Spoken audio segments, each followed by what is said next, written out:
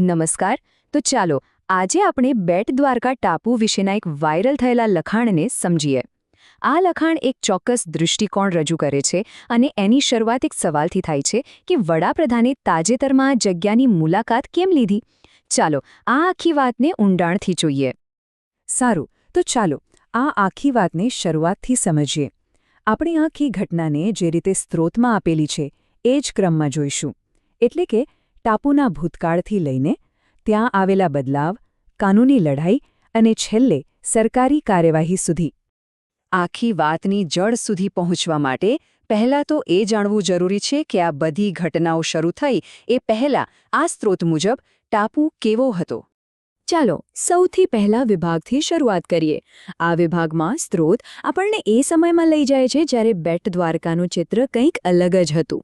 એટલે આ વર્ણન પ્રમાણે બેટ દ્વારકા એકદમ શાંત અને ઐતિહાસિક જગ્યા હતી અને ત્યાંના લોકોની આજીવિકા સંપૂર્ણપણે દરિયા પર જ નિર્ભર હતી. અને પછી અહીંથી વાર્તામાં એક મોટો વળાંક આવે છે. ટાપુની વસ્તીમાં એક મોટો ફેરફાર થવા લાગે છે. અને બસ આ નવા લોકોના આવવા સાથે જ એક મોટા બદલાવની શરૂઆત થઈ, જેની પૂરી વિગત આ લખાણમાં આપવામાં આવી છે. તો આ લખાણ એવો દાવો કરે છે કે પહેલાં ત્યાં લગભગ 90થી 100% વસ્તી હિન્દુઓની હતી. આ એક રીતે વાર્તાનો શરૂઆતનો પોઈન્ટ છે. અને પછી જુઓ, આ આંકડો બતાવે છે કે કેટલો મોટો ફેરફાર આવ્યો. અને સ્ત્રોત આ ફેરફાર પાછળ આર્થિક કારણો હોવાનું જણાવે છે. તો સવાલ એ થાય કે આ હિજરત થઈ શા માટે? સ્ત્રોત પ્રમાણે આ બધાની પાછળનું મુખ્ય કારણ હતું આજીવિકા માટેનો સંઘર્ષ.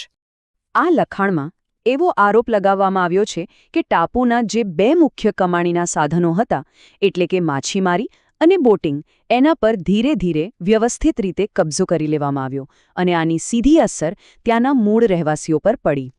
હવે આ જુઓ, આ એક બહુ રસપ્રદ ઉદાહરણ છે જે સ્ત્રોતમાં આપેલું છે. એમના કહેવા પ્રમાણે આર્થિક દબાણ કેવું હતું એ બતાવવા માટે દૈનિક હોડીના ભાડામાં આટલો મોટો તફાવત હતો. હવે સ્ત્રોત એવું પણ કહે છે કે આ આર્થિક સંઘર્ષની અસર માત્ર લોકોના જીવન પર જ નહીં, પણ ટાપુના સૌથી મોટા ધાર્મિક સ્થળ પર પણ પડી. આ પગલાંના કારણે શું થયું? પ્રાચીન મંદિરમાં ભક્તોનું આવવાનું જ લગભગ મુશ્કેલ બની ગયું. એટલું જ નહીં, સ્ત્રોત એવો પણ દાવો કરે છે કે મંદિરની આસપાસ ગેરકાયદેસર બાંધકામો અને મઝારો બનવા લાગી. તો અહીં એક ખાસ વાત સમજવા જેવી છે. આ બધી ઘટનાઓનું વર્ણન કરવા માટે સ્ત્રોત લેન્ડ જિહાદ જેવા એક ચોક્કસ રાજકીય રીતે સંવેદનશીલ શબ્દનો ઉપયોગ કરે છે. આનાથી આપણને એનો દૃષ્ટિકોણ સ્પષ્ટપણે સમજાય છે. હવે આ આખો મામલો ટાપુ પરથી પહોંચ્યો સીધો કોર્ટમાં. લખાણ મુજબ આ સંઘર્ષનો ક્લાઇમેક્સ કોર્ટરૂમમાં આવ્યો. આ એક બહુ મોટો વળાંક હતો. આટલા ઐતિહાસિક ટાપુના અમુક હિસ્સા પર માલિકીનો દાવો કરવામાં આવ્યો. અને આ કાનૂની કાર્યવાહીએ આખી વાર્તાને એક નવી દિશા આપી. સ્ત્રોત આ ક્ષણને બહુ નાટકીય રીતે રજૂ કરે છે. કોર્ટનો આ એક સવાલ, તમે કૃષ્ણની નગરી પર દાવો કેવી રીતે કરી શકો? અને બસ આ પછી દાવો ફગાવી દેવામાં આવ્યો. એકદમ નિર્ણાયક ક્ષણ.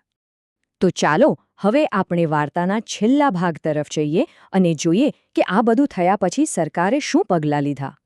કોર્ટના એ કેસ પછી સ્ત્રોત મુજબ સત્તાવાળાઓએ એક પછી એક ઘણા મોટા અને નિર્ણાયક પગલાં લીધા આછી પરિસ્થિતિને કાબૂમાં લેવા માટે.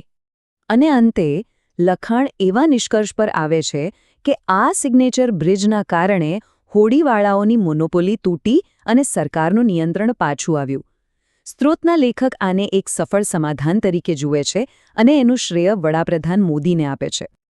તો ટૂંકમાં કહીએ તો આપણે જે આખી વાત સમજી એ સ્ત્રોતના દૃષ્ટિકોણથી નુકસાન, સંઘર્ષ અને છેવટે સરકારના હસ્તક્ષેપથી પુનઃસ્થાપનાની એક જટિલ વાર્તા છે. આ વૃત્તાંત આપણને એક જવાબ તો આપે છે, પણ સાથે સાથે એક મોટો સવાલ પણ ઊભો કરે છે કે જ્યારે ઇતિહાસ અને સમુદાય વચ્ચે આવી ટક્કર થાય ત્યારે આખરી પ્રકરણ લખવાનો હક કોનો?